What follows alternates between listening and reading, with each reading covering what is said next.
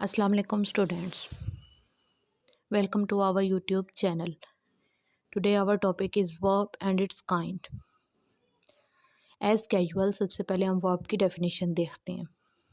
A verb are the words used to indicate the action, process, condition or state of being of people and things.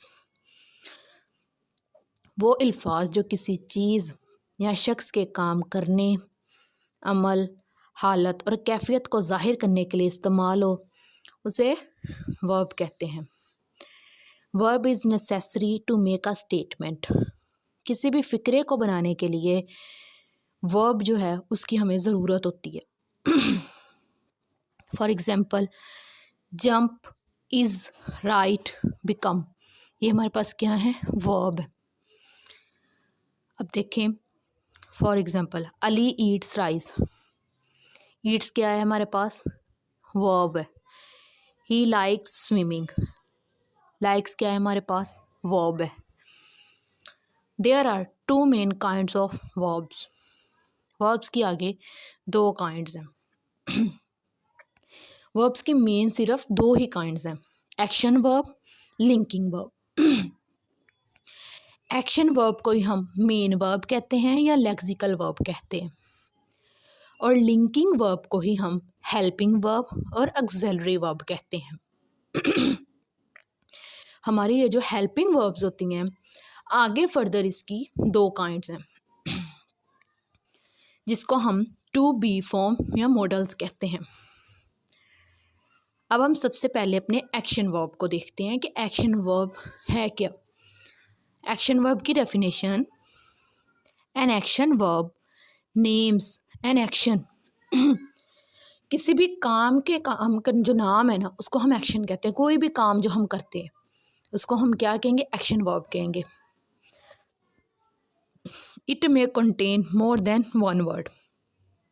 ये एक से ज़्यादा अल्फाज भी हो सकते हैं. अब देखिए, for example, Ali is working. अब वर्किंग क्या है? हमारा एक्शन वर्ब है. The children are playing. Playing क्या है? हमारा एक्शन वर्ब है. अब हम देखते हैं डायरेक्ट ऑब्जेक्ट कि डायरेक्ट ऑब्जेक्ट क्या होता है. What is direct object? A direct object receives the action of a verb. किसी भी वर्ब के जो काम है ना, जो वर्ब का काम है, उसको जो रिसीव करने वाला है वो हमारा होता है direct object. It answer the question whom और what after an action verb. ये इस सवाल का जवाब देता है कि एक्शन वर्ब के बाद क्या हुआ है, ठीक है, या क्या चीज़ है, या वो एक्शन वर्ब क्या है, कर क्या रहा है. ठीक है.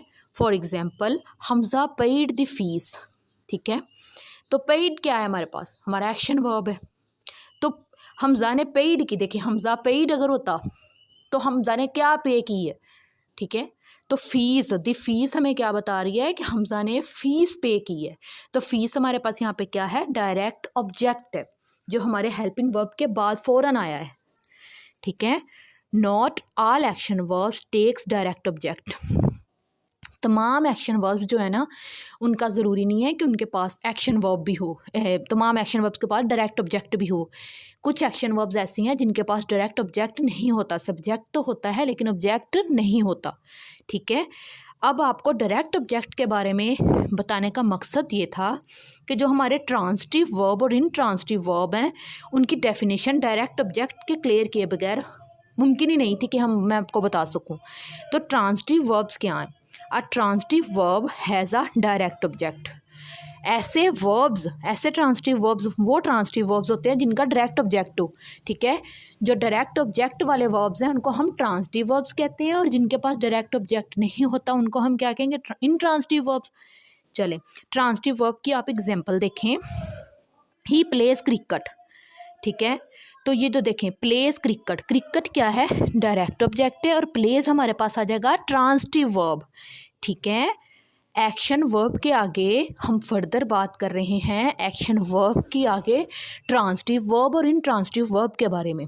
ठीक है.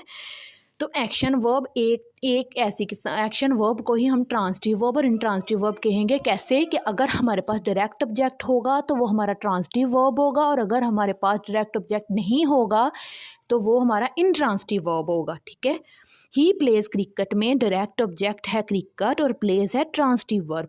वी ईट राइस, राइस हमारे पास डायरेक्ट ऑब्जेक्ट है और ईट क्या है हमारे पास ट्रांसिटिव वर्ब है क्योंकि इसके पास ऑब्जेक्ट है। अब इंट्रांसिटिव वर्ब की डेफिनेशन देखें, an intransitive verb does not have a direct object. जैसा कि मैंने आपको बताया इंट्रांसिटिव वर्ब के पास डायरेक्ट ऑब्जेक्ट नहीं होगा। फॉर एग्जाम्पल रिवर फ्लो, ठीक है, तो जो फ्लो क्या है हमारे पास intransitive verb. The thief climbed, तो क्लाइंब्ड हमारे पास क्या है इंट्रांसिटिव वर्ब है। ठीक है, अब हमारे पास जो वर्ब की दूसरी काइंड है ऑक्सिलरी, हेल्पिंग और लिंकिंग वर्ब, उसके बारे में हम बात करते हैं।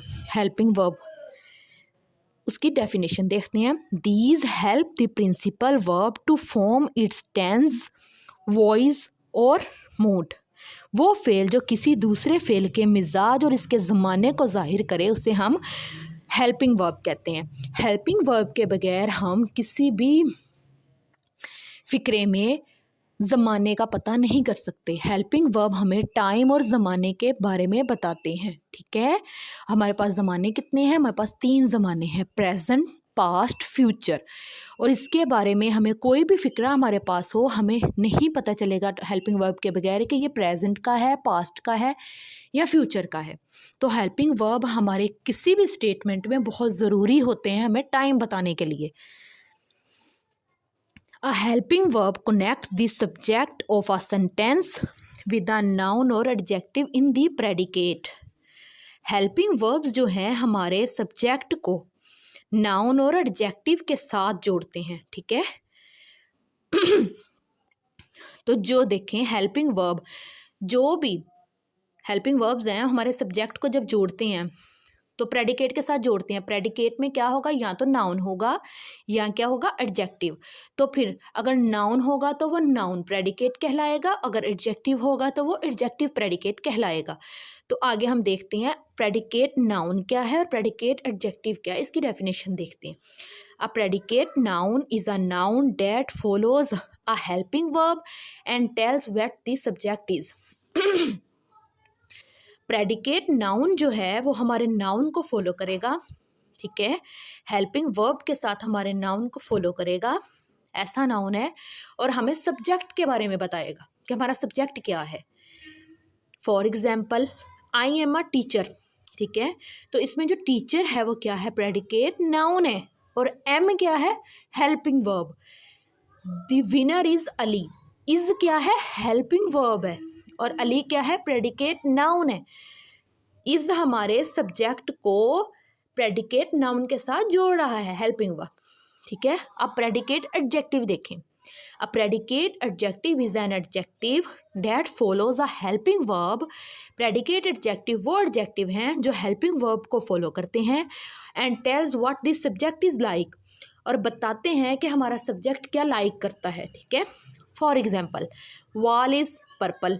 ठीक है, एडजेक्टिव का मकसद होता है कि हमें फर्दर किसी चीज़ के बारे में बताना। ठीक है, तो वॉल इज पर्पल, तो पर्पल क्या है, predicate adjective. The rose smell good, good क्या है, predicate adjective. Helping verbs are of 2 categories. Helping verbs की आगे फर्दर 2 कैटेगरीज हैं, to be form and modals. To be form में हमारे पास है is, am, are, was, were, has, have, had. ठीक है, और मॉडल्स में हमारे पास कौन से वर्ब हैं, do, does, did, shall, should, will, would, can, could, may, might, must, ought, etcetera. अब हम बात करेंगे वर्ब्स के प्रिंसिपल पार्ट्स के बारे में। ठीक है, अब हम किसके बारे में बात करेंगे, वर्ब्स के प्रिंसिपल पार्ट्स के बारे में। और जब हम प्रिंसिपल पार्ट्स के बारे में बात करेंगे तभी हम रेगुलर और इर्रेगुलर वर्ब्स की भी बात करेंगे। प्रिंसिपल पार्ट्स के साथ ही हमें पता चलेगा हमारे रेगुलर वर्ब्स कौन सी होती हैं और इर्रेगुलर वर्ब्स कौन सी होती हैं। जो 4 प्रिंसिपल पार्ट्स हैं उसमें सबसे पहले बेस फॉर्म होती है, दूसरे नंबर पे प्रेजेंट पार्टिसिपल होते हैं, तीसरे नंबर पे पास्ट फॉर्म और फोर्थ नंबर पे past participle. Base form, present participle, past form, past participle. अब ये देखें, हमारे पास एक फॉर्म है लर्न। कौन सी फॉर्म है? बेस फॉर्म क्या है? लर्न। इसका प्रेजेंट पार्टिसिपल क्या बनेगा? लर्निंग। क्या बनेगा? लर्निंग। पास्ट फॉर्म लर्नड और पास्ट पार्टिसिपल लर्नड। ठीक है, इसका पास्ट और पास्ट पार्टिसिपल क्या होगा? Learned, learned. तो इसके लास्ट पे क्या है? ED, ED. वो फॉर्म्स जिनके लास्ट पे ईडी आएगा, यानी जो ईडी जिसका पास्ट और पास्ट पार्टिसिपल ईडी को इजाफे के साथ बनेगा, वो हमारी रेगुलर वर्ब्स हैं। और वो वर्ब्स जिनका पास्ट फॉर्म और पास्ट पार्टिसिपल डिफरेंट होगा, चेंज होगा, ईडी पे ख़त्म नहीं होगा, वो हमारे पास होंगी इर्रेगुलर वर्ब्स। ठीक है, तो रेगुलर वर्ब्स में हमारे पास एग्जांपल देखें, लर्न है तो इसका पास्ट फॉर्म और past participle learned, learned. Cook है तो cooked, cooked. Call, called, called. Act, acting, act, acted, acted. ठीक है, ये हमारे पास क्या है? 4 एग्जाम्पल रेगुलर वर्ब्स की हैं। अब आगे हम देखते हैं इर्रेगुलर वर्ब्स की एग्जाम्पल। जैसे अब हमारे पास फर्स्ट एग्जाम्पल है हिट। ठीक है, तो इसका प्रेजेंट पार्टिसिपल, पास्ट फॉर्म और पास्ट पार्टिसिपल देखेंगे। हिट का बनेगा हिटिंग, हिट, हिट। ठीक है, वो फॉर्म्स जिनका पास्ट फॉर्म और प्रेजेंट पास्ट पार्टिसिपल जो है, ठीक है, जिसे हम सेकंड फॉर्म और थर्ड फॉर्म कहते हैं, वो चेंज नहीं होगा, वो भी किस में आएंगी? इर्रेगुलर फॉर्म्स में आएंगी। जिनके लास्ट पे ईडी आएगा वो रेगुलर वर्ब्स होंगी, और जिनके जो चेंज हों या ना हो वो कौन सी होंगी? इर्रेगुलर होंगी। अब देखें सी, देखें सी, सा, सीन, सिंग, सैंग, संग, गो, वेंट, गोन। ये हमारे पास किसकी एग्जाम्पल्स थी? इर्रेगुलर वर्ब्स की। उम्मीद करती हूँ कि आपको आज का लेक्चर अच्छे से समझ आया होगा। प्लीज़ हमारे चैनल को लाइक और सब्सक्राइब ज़रूर करें। Thank you very much.